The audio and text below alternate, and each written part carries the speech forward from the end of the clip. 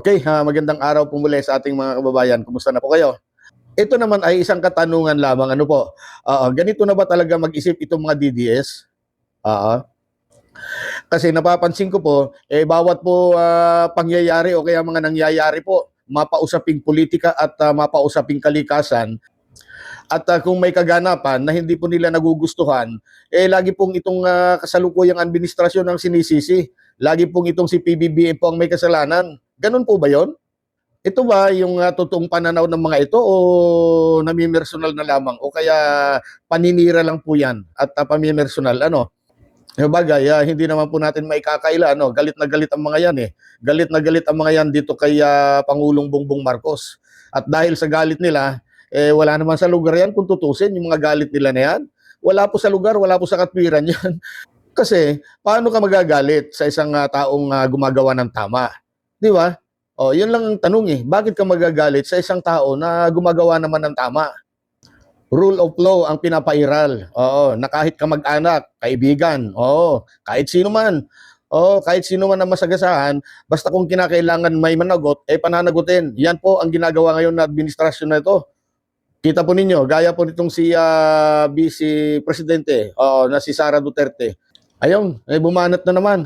At ayon dito sa ating Vice Presidente, ang kawalan daw ng direksyon at pagkakawatak-watak ng mga taga-gobyerno ay indikasyon daw ng estilo ng pamumuno ng Malacanang. At yung kaguluhan daw sa Senado ay nagsasalamin ng administrasyon.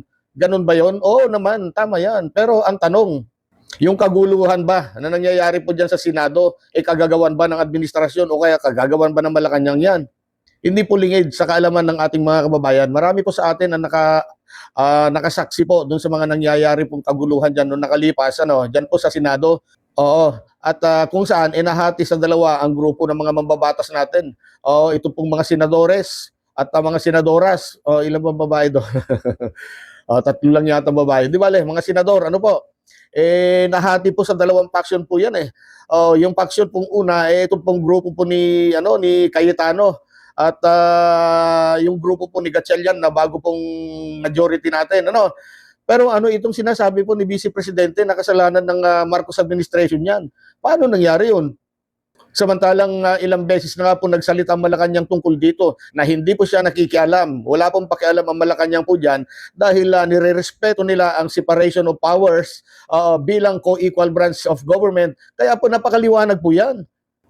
Ngayon, sino po ba ang may problema?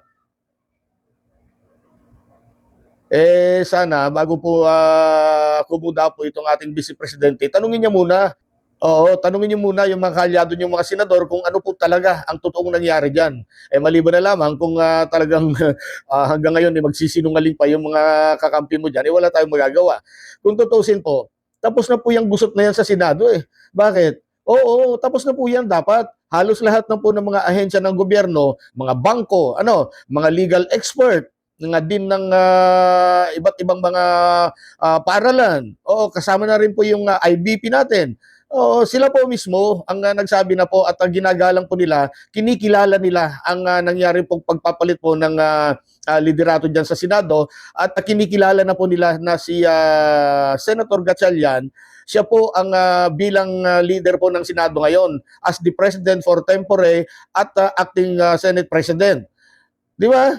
Pero bakit ayaw pa rin bumitaw itong si Cayetano kasi? Oo, ang nangyayari, itong si Cayetano na po ang nagiging problema po dyan. Di ba? Mahigpit ang kapit sa kapangyarihan eh.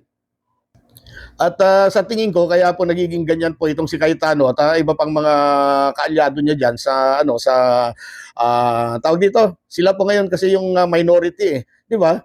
Oo, nangyayari kasi yan dahil po nalalapit na po ang araw po ng impeachment trial. At hanggang maaari, gusto niya siya po yung maging presiding officer po dyan. Oo, at alam naman po natin, kahit sinasabi po niya na hindi ko boss si Sara Duterte. Pero doon sa mga kinikilos ng mga ito, at saka lalong-lalo na itong kanyang mga kakampi, lantaran. Oo, harap-harapan sinasabi nila na ayaw nila ng impeachment. Oo, pipigilan nila ang impeachment. Paano magiging impartial kayo pag ganyan? Di mo ba? At isa pa, ito po bang si Senator Win Gatchalian na hindi ba pwedeng mag-preside yan? Dahil ba dun sa sinasabi ng ilang mga mambabatas dyan, ng mga abogado? na hindi siya abogado. Dahil hindi siya abogado, hindi siya pwede mag-preside. Ganun po ba yun?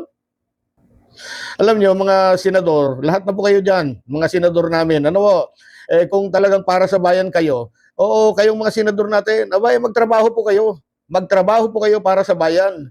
Oo, hindi po para sa iisang tao lamang o kaya sa iisang pamilya lamang. Lantaran po kasi yan eh. Itong Duterte Black, talagang yan. Nagtatrabaho para lang sa mga Duterte. Nagtatrabaho para kay Sara. Nagtatrabaho para sa sariling interest nila. Kagaya niyan, si Bato. Oh, nagtrabaho ba yan? Nagtatrabaho para sa bayan, samantalang sigaw ng trabaho, trabaho para sa bayan ako. Pero yung ginawa po ninyo nung panahon ni Pangulong Duterte, para sa bayan ba yan? O pugsain ang bayan? Oh, ganun din si Bongo. Napakabait nito si Bongo. Oh, ano ba mga programa ni Bongo? Tulong sa tao. Ano ba? Oh, sana ay magtrabaho kayo. Huwag po kayong magtrabaho lang na ay kunwari ganito, oh, dami ko natutulungan. Pakita po ninyo yung totoong tulong.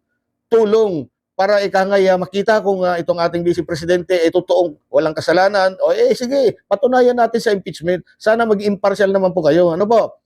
Oo, yan din si Manang Aimee. Oh, hindi na ako magano diyan, hindi ko maintindihan 'yan. Mhm. Yan si Padilla. Oh, hindi na tayo magkokomentaryo yan dahil kahit anong komentaryo natin diyan kay Padilla, sigurado baluktutin mo man, baliktarin mo man ang mundo. Amoy Duterte ang pagka siya ay nasunog.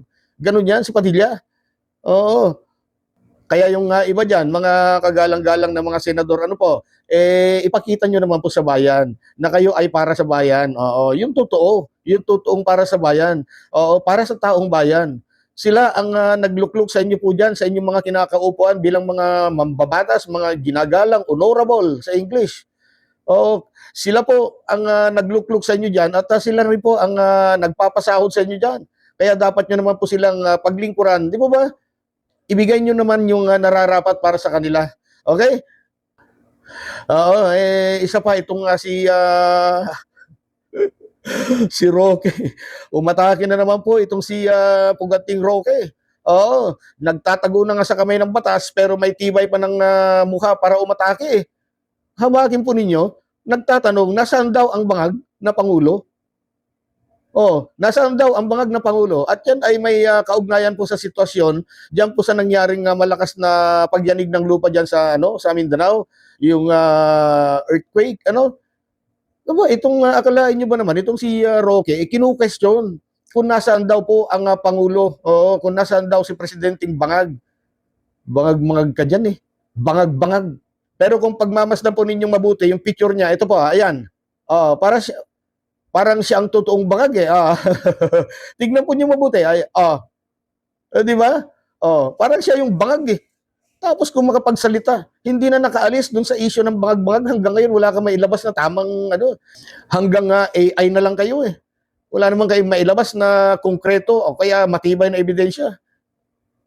AI, marami kayong matitibay. Hanggang AI lang kayo. Ang problema kasi, mga kababayan, dito sa mga ito ayaw nilang manood ng totoong balita. Ayaw nilang manood at makinig sa mga tamang balita. Gusto nila, sila ang panuorin. At pagka silang pinapanood, naililigaw nila ang taong bayan. Oo, maliligaw o kaya naililigaw nila ang kaisipan ng ibang kababayan po natin. Talagang ganon. Pero malas lang po nila. Wala na pong naniniwala sa mga ito. Mga DDS na lamang po ang napapaniwala ng mga ito eh. Oo, sila dalawa po ni Maharlika na yan. Wala nang naniniwala diyan. Oo, akala nyo marami. Oo, maraming nanonood. Oo, mga DDS na lang yun. Halos. Ilang porsyento lang sa kabuuan ng dami ng mga Pilipino. Di ba? Kung sino pa kasi itong mga walang nagagawang mabuti, yung mga walang nagagawa mabuti po sa ating bansa, sila pa ang mahilig. Oo, sila pa ang mahilig manira at saka mamuna. Tinatanong kung nasaan ang Pangulo. Mr. Roque, siguro mas mabuti. Ganitong gawin mo, tanungin mo. Tanungin mo, asan si Sara? Sige nga. Tanungin mo, asan si Pulong? Tanungin mo, asan si Baste? Lugar nila yan eh. Oo. Ano tawag dito? Teritoryo nila yan. Pero anong nangyari? Nandun na po yung mga secretary po, cabinet secretary po ni PBBM, Nandun na sila, tumutulong na, nandun na si PBBM. Pero ang mga pangalan nila, o kaya mga itsura nila doon, o kaya mga anino nila doon, wala.